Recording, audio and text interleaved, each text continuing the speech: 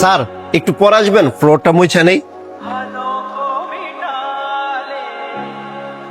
Sir একটু বাইরে দাঁড়ান, ফ্লোরটা মুছে নেই।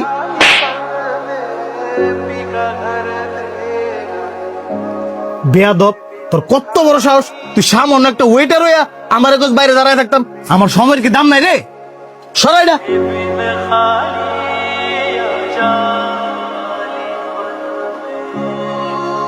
স্যার আপনি চাইলে যাইতে পারেন। না সমস্যা নাই, তুমি আগে এখানে মুছে নাও। আচ্ছা ঠিক আছে স্যার।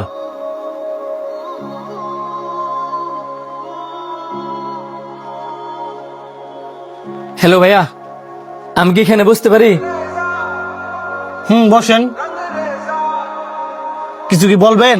কিছু মনে করবেন না, একটু আগে একজনের সাথে খারাপ ব্যবহার করলেন না, এটা কিন্তু অহংকারের ভিতরে পড়ে। আর অহংকারী মানুষকে আল্লাহ পছন্দ করে না, এবং মানুষও কিন্তু পছন্দ করে না। মানুষ আমাকে পছন্দ করলো কি করলো না এগুলো আমি কেয়ার করি না। নিজের টাকায় খাই, নিজের টাকায় চলি। আর কিছু বলবেন?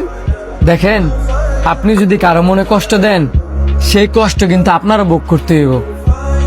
ওই লোকটা হয়তো বা আপনার অভিশাপ না দিতে পারে, কিন্তু লোকটার ভিতরে কিন্তু একটা রূহ আছে। ওই রূহ যদি আপনার অভিশাপ দেয়, আপনি কিন্তু ধ্বংস হয়ে যাবেন গা। আরেকটা কথা, আপনি মানেন বা না মানে, ওই লোকটা যদি আপনারা ক্ষমা না করে, স্বয়ং আল্লাহ কিন্তু আপনারা ক্ষমা করতো না। হয়েছে আপনার জ্ঞান দেওয়া, যান।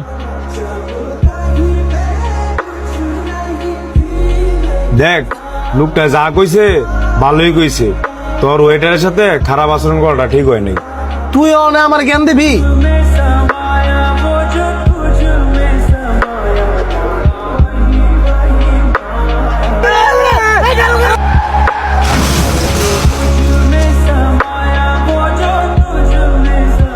মিয়া একটু লেগে পাচ্ছেন? কিছু বুঝলি? হরে